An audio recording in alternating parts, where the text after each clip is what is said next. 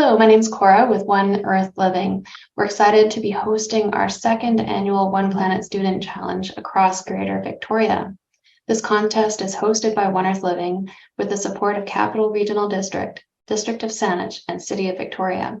In the short video, I'll provide details about the challenge and give you some background on what we mean by One Planet Living to help inform your submission. For our One Planet Student Challenge in Greater Victoria, middle school students are invited to submit illustrations, and secondary age students are invited to submit illustrations or videos. This year, we're also accepting submissions in French. Your submission should share places, activities, and things in our communities that help us with One Planet Living. You can send us illustrations like maps or visualizations of One Planet community, or video logs of sustainable features in your community. Your submission should be one complete illustration or videos that are a maximum of 3 minutes long. This year we have over $1,000 in cash prizes. Submissions can be from individuals or groups. Each submission is eligible for one prize. If you are under 18, you will need to include a parental permission form, which you can find on the submission portal. The submission portal is now open on our website, and you can submit until April 28th. Remember, we want you to share places, activities, and things in our community that will help us with One Planet Living. We'll have a panel of judges evaluating submissions, and here's what they'll be looking for. Judges will pay special attention to creativity and originality. Top marks will go to those submissions that judges think will help inspire others to learn more and act on the challenges or opportunities you're presenting.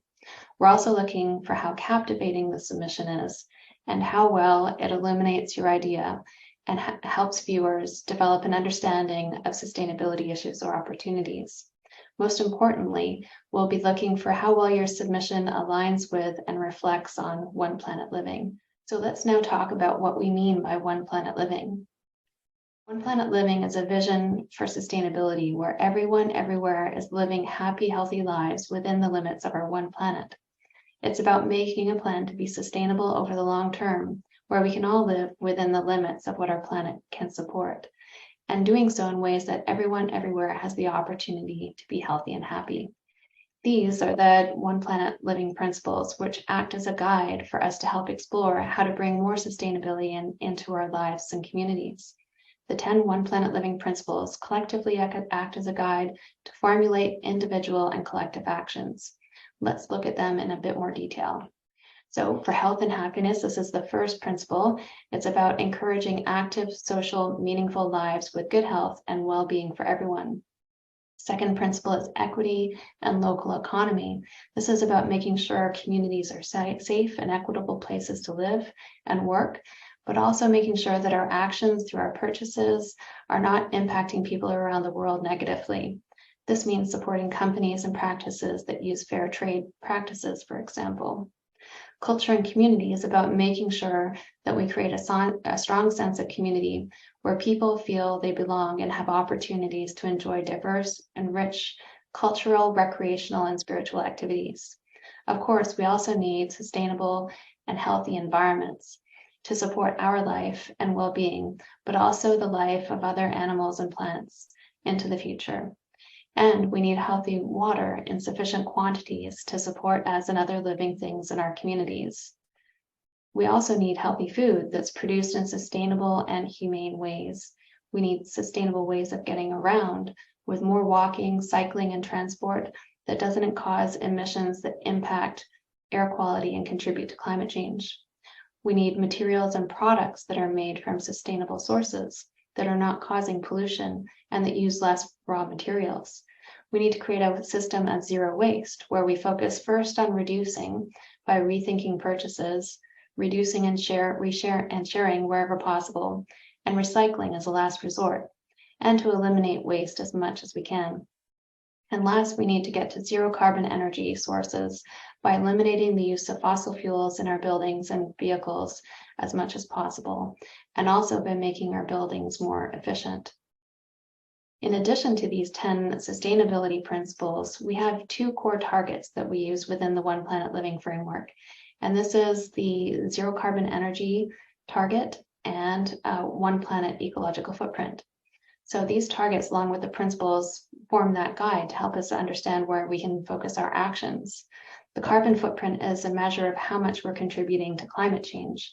This means looking at all the things we're consuming in our daily lives, then figuring out how much greenhouse gas emissions are produced from these activities.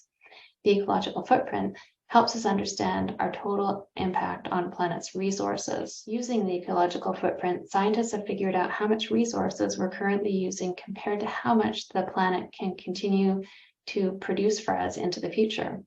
The Earth needs to be able to regenerate what we're using. If we take more resources more quickly than what the Earth can regenerate, this is like drawing down our bank account faster than we're putting money into it. We know how much productive area there is on the Earth. We can divide that by the number of people on Earth to figure out what our fair share is. Importantly, we need to also set some of this land and nature aside for other animals.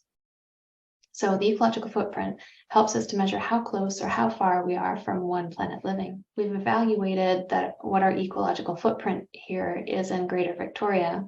We found that if everyone on the planet consumed at the levels that we do, we need 4 planets worth of resources to support us over the future. We can also look at what the key impact areas are from these numbers we've created. So transportation is a key impact area because of the fuel we use in cars, buses, trucks, planes, and ferries. We're lucky in BC that our electricity is almost 100% renewable hydroelectricity, which means our electricity has a much lower impact on climate change. But we still use a lot of fossil fuels like natural gas, heating oil, propane, that many of us use to heat our buildings and also to heat water. So this is used in our homes and schools and other buildings. Food is another important impact area because of all the energy and resources that go into growing it. This also includes impacts from pesticides, fertilizers, and shipping it. So it also is related to the amount of space that we need to grow the food. And this is often taking up space that used to be occupied by trees. In Greater Victoria, 3/4 of our food footprint comes from meat and dairy consumption. So meat and dairy have a much greater impact than plant-based foods because it takes so much energy and resources to produce them.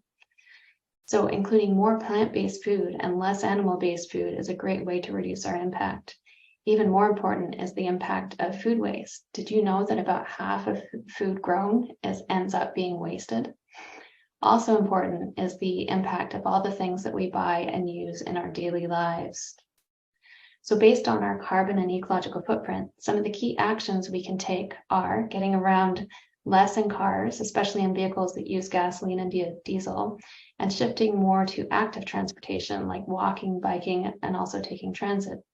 We can reduce the use of natural gas, heating oil, and propane in our buildings by making these buildings more efficient and switching to different fuel sources and installing things like heat pumps. We can also make sure our buildings are used efficiently and not oversized for our needs. We can shift to lower carbon food options like plant-based diets and focus on reducing food waste. We can reduce food waste by taking action in our homes, but also by buying things that are more locally produced. Supply chain waste makes up a massive part of our food waste around the world, so local food can help us reduce this waste. We can also focus on reducing our demands on materials and resources by reducing consumption of stuff in our lives, by rethinking purchases, buying things that are more durable, more reusable, and recyclable, and by doing what we can to increase sharing, reusing, and repairing. So these are some of the ideas that you could take to and consider as you make your submission. We encourage you to also take a look at last year's submissions. Videos that were submitted last year covered topics like what we can do in our daily lives, the benefits of supporting local agriculture, beach cleanups and repurposing waste, driving less and choosing active transportation more often, and the benefits of thrifting. So you can see all these submissions on our website. We encourage you to check it out.